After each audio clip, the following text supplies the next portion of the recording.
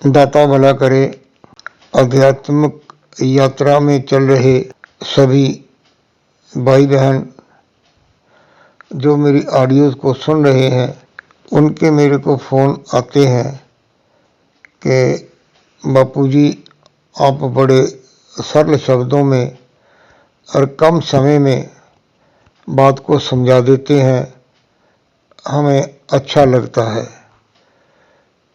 तो मैंने ये जो सीरीज़ शुरू की है आत्मा से परमात्मा तक, इसमें मेरा उद्देश्य यही है कि आप जो इस यात्रा पे चल रहे हैं, आपको आपकी अवस्था का सही जो है ना पता चल सके कि आप ये जो यात्रा है ये ठीक चल रही है। बहुत सारे भाई बहनों के फ़ोन आए हैं कि ऐसा तो हमारे साथ हो रहा था लेकिन हमें समझ में नहीं आ रहा था, आपकी ऑडियो से हमें जो है ना वो मालूम पड़ गया कि हम लोग ठीक जा रहे हैं। तो एक प्रश्न आया है कि अमृत वेला में कुछ कहते हैं कि उठना चाहिए और कुछ कहते हैं कि अमृत वेला में उठना ज़रूरी नहीं है। ये बहुत से साधकों को ये जो उलझन है ना ये समझ में नहीं आ रही। अब सबसे पहले अमृत वेला को समझते हैं कि अमृत वेला है क्या। रात्रि के जो 4 पहर होते हैं उसमें जो चौथा पहर है जो रात्रि के 3 बजे यानी सुबह के 3 बजे से लेके 6 बजे तक होता है।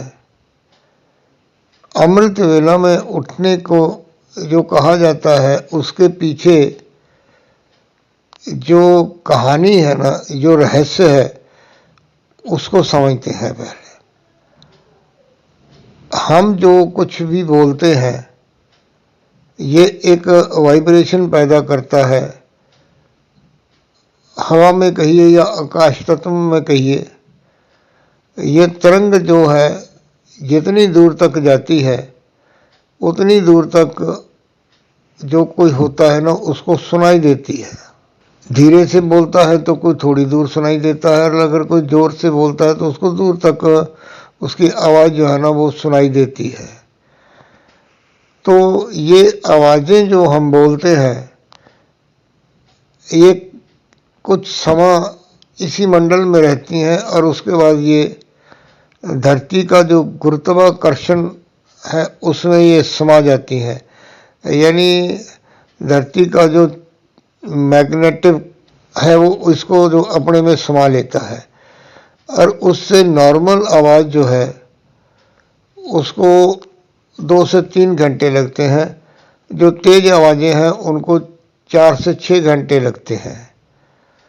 पुराने ज़माने में चाहे कोई आध्यात्मिक वाला होता था, चाहे कोई खेत खलिहान में काम करने वाला होता था, या कोई कारोबारी होता था, वो सुबह तड़के 4 बजे उठ के चाय नाश्ता करके अपने अपने काम पे चले जाते थे, और शाम को सूरज ढलने से पहले ही भोजन करके वो सो जाते थे। यानी शाम के 7 बजे तक लोग अपनी बातचीत से फारिग हो जाते थे और सो जाते थे। ऊंची से ऊंची आवाज़ बोलने वाले का भी जो है ना वो 12-1 बजे तक जो भी इस मंडल में आवाज़ की वाइब्रेशन होती थी वो धरती में समा जाती थी, और उसके बाद जो है ना वो शांत वातावरण हो जाता था, और सुबह जो है ना वो पूरा वातावरण शांत होता था। 3 बजे के बाद पूरी शांति होती थी, और उसमें जागने वालों को या ध्यान साधना करने वालों को आनंद आता था। और उसके पीछे का रहस्य ये है कि जितने भी संत, महात्मा, योगी, सिद्ध पुरुष होते थे वो उस अमृत वेले का उचित लाभ लेने के लिए वो अपने सिमरन और ध्यान में चले जाते थे, बैठ जाते थे। जैसा मैं पहले भी कह चुका हूँ कि जो तपस्वी है उसके शरीर से जो किरणें निकलती हैं, यानी जो रेडिएशन निकलती है, वो आध्यात्मिक रेडिएशन, जिसको स्पिरिचुअल रेडिएशन कहते हैं, वो जैसे आवाज़ इस आकाश तत्व में तरंग पैदा करती है, वैसे ही स्पिरिचुअल रेडिएशन भी अपना जो है ना वो प्रभाव दूर तक लेके जाती है। और उस रेंज में जो कोई नया साधक भी साधना के लिए बैठा है उसको वो सहारा देती हैं, उसको आनंद आता है। इसलिए ये कहा जाता है कि अमृत वेला में उठ के जो है ना वो सिमरन ध्यान करना चाहिए। और इसके साथ ही कुछ लोगों का ये प्रश्न आता है कि क्या सुबह उठ के नहा के ही बैठना चाहिए सिमरन ध्यान के लिए। सिमरन ध्यान के लिए बैठने के लिए नहाने का अभिप्राय ये होता है कि रात को सोए हैं, मौसम के अनुसार कोई पसीना है या सुस्ती है, नहाने से वो जो शरीर है ना वो पूरी तरह से चेतन हो जाता है और बैठते तो उसमें सुस्ती नहीं आएगी। इसलिए ये भी एक पॉजिटिव पॉइंट है। सोच का इसके साथ यही संबंध है कि उठे, नहाए धोए, फ्रेश हुए, बैठे तो ज़्यादा देर में वो सिमरन ध्यान के लिए बैठ सकते हैं। अब इस प्रश्न का जो दूसरा पहलू है, क्या अमृत वेला में उठकर ही बैठना चाहिए या अमृत वेला में जो नहीं बैठते हैं, वो कौन लोग हैं जो अमृत वेला में ना भी बैठे तो उनको आध्यात्मिक यात्रा में कोई नुकसान नहीं होता है। तो इसके लिए जो सिमरन करते हैं वो पहली अवस्था में है, जिनके अंतर में सिमरन होने लगता है वो दूसरी अवस्था में है कि वो चलते फिरते भी उनको अपने अंतर में सिमरन जो है ना वो सुनाई देता रहता है। लेकिन इसके बाद जो अनहद नाद को प्राप्त कर जाते हैं, जिनके अंतर में परमात्मा की तरफ से आ रही ध्वनि जो है वो सुनाई देती है, उनके लिए हर वेला ही अमृत वेला है। यानी वो जब भी बैठेंगे तो वो शांत होंगे, सिमरन में जाएंगे तो उनका नाद चलता रहेगा, जब भी बैठेंगे उनके लिए वही अमृत वेला है।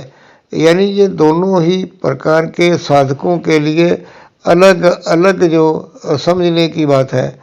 जो बिगनर है, जो अभी शुरुआती दौर में है, उनको सुबह उठना लाजमी है, और जो इस अवस्था से पार कर गए हैं तो वो रात को जब भी जागेंगे तो उनका वो अमृत वेला है। दिन में जब भी वो बैठेंगे तो उनके लिए वो अमृत वेला है। अमृत वेला को यहाँ इसकी बारीकी को एक बार फिर समझते हैं। अमृत वो रस है जिससे पीने से ये जीव मृत्यु के भय से मुक्त हो जाता है, यानी कि भवसागर से पार कर जाता है। और अमृत जो है, जो नाद की ऊंची अवस्था को प्राप्त कर लेते हैं, उनके अंतर में तालु से एक मीठा रस जो है ना वो बूंद बूंद टपकता है, वो अमृत रस है। तो वो वेला भी अमृत वेला है जब आपके अंतर में वो परमात्मा की कृपा से, परमात्मा की प्रसाद रूपी अमृत की बूंद टपकती है, वो अमृत है तो वो भी अमृत वेला है।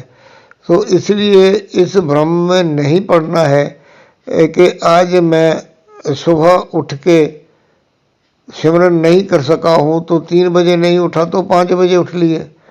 और अगर किसी कारण से सुबह नहीं बैठ सके हैं तो दिन में बैठ जाइए। जब भी आप बैठेंगे तो आपका वो अमृत वेला है। जो नाद से जुड़े हुए हैं उनका हर वेला ही अमृत वेला है। सो इस ऑडियो को आपने बारीकी से सुना है, समझा है, तो इसके लिए आपका धन्यवाद है। आप मेरी ऑडियोज़ को सुनते हैं,